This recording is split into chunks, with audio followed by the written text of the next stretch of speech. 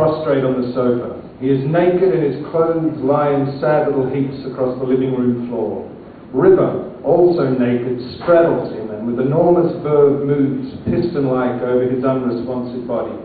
Bunny's considerable member retains a certain curiosity, it must be said, but the rest of him feels wholly disembodied, as if it attaches no intrinsic value to the matter at hand.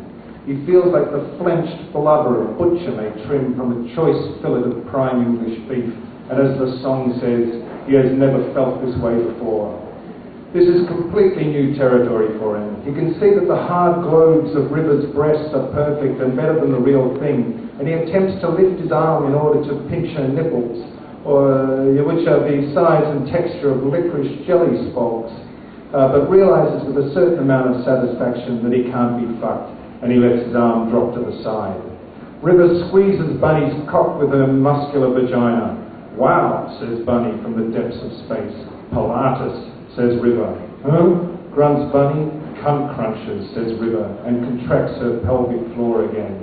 The remote is lodged under Bunny's left buttock, and he shifts his weight, the television turns on. Bunny's head rolls off the edge of the sofa, and he sees, upside down, CCTV footage of the horned killer, with his trident terrorising shoppers in a Tesco car park in Birmingham.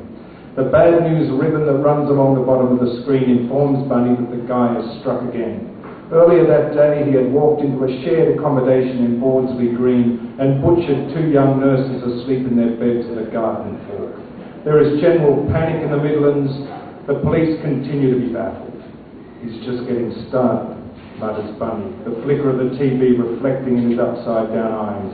And he's coming this way.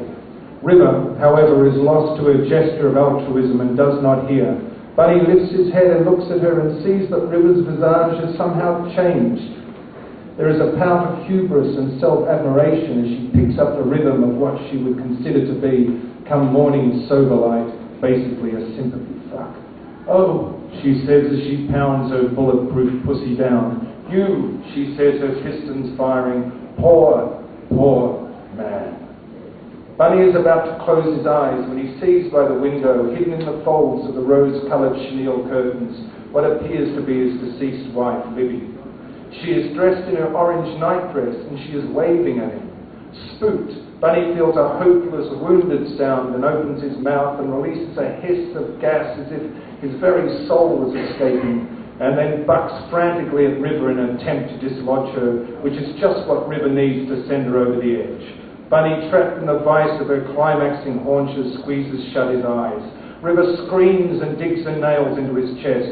Bunny opens his eyes again, looking wildly around, but Libby is gone. My wife was there, she says to River or somebody. She was watching. Oh yeah, says River, disimpaling herself. You might want to see somebody about that. I know a guy in Kemptown you could talk to.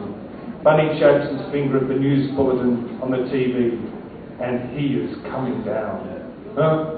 Look, I've got to go, says River, and raises the perfect orbs of her rear end, slick with her various juices, into the early morning air, and looks under the sofa for her canary yellow panties.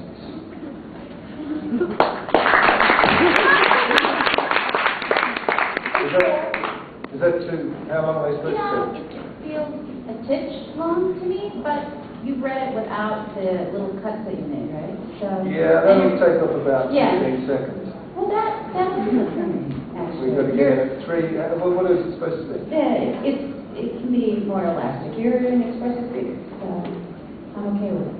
We can make it. And then we is that okay? Okay. And the other ones are... The other ones... short, I think. Page 112 to 114. I think I marked it. That's Bunny Jr. Yeah.